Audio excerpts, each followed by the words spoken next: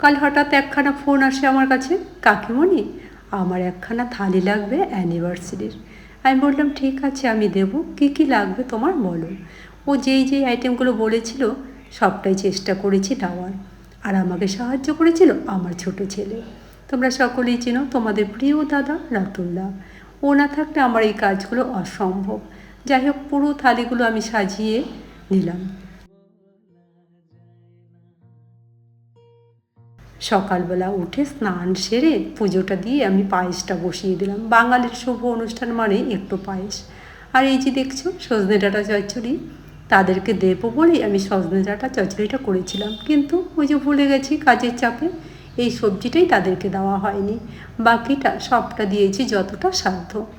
আর ওই মেয়ে বলেছিল একটু মটন লাগবে, তাই তোমাদের কাকুকে বাজারে পাঠিয়ে মটন আনিয়ে নিলাম। যেহেতু আমার মটনটা সবসময় ঘরে থাকে না, তাই মটনটা আনিয়ে মটনটা করলাম। সাথে ছিল একটু চাটনি, আর ছিল বাসন্তী পোলাও। একে একে সবটাই করার চেষ্টা করেছি।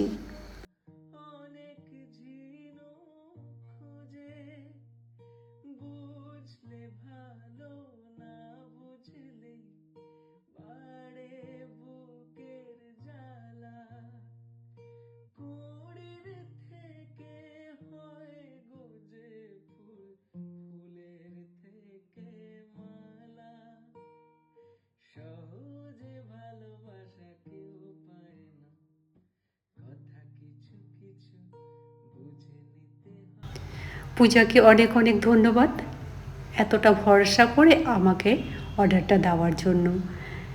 কমেন্টের মাধ্যমে জানিও পূজা, তুমি যদি দেখে থাকো ভিডিও, কেমন হয়েছিল আয়োজনটা। আমার যথাসাধ্য চেষ্টা করেছি মন থেকে রান্না করে দেওয়ার। আর যাদের অ্যানিভার্সারি তাদের জন্য রইল অনেক অনেক শুভেচ্ছা ও কাকিমণির তরফ থেকে অনেক অনেক ভালোবাসা ও আশীর্বাদ।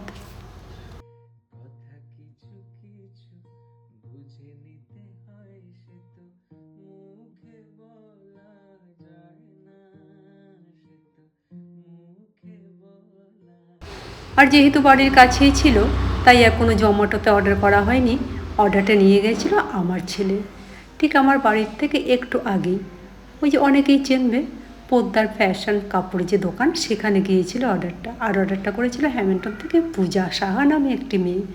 আমি চোখে দেখিনি তাকে কোনো দিন, সে বলেছে দেখা করবে।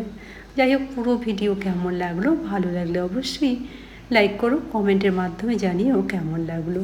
আর তোমাদের যদি অ্যানিভার্সারি, বার্থডে বা স্বাদের থালি বা আইবুড়ো থালি যদি প্রয়োজন হয়, তোমরা আগের দিন আগে আমাকে একটু ফোন করে জানিয়ে দেবে তোমাদের কী কী লাগবে। আমি যতটা সাধ্য চেষ্টা করব তোমাদেরকে তৈরি করে দেওয়ার জন্য।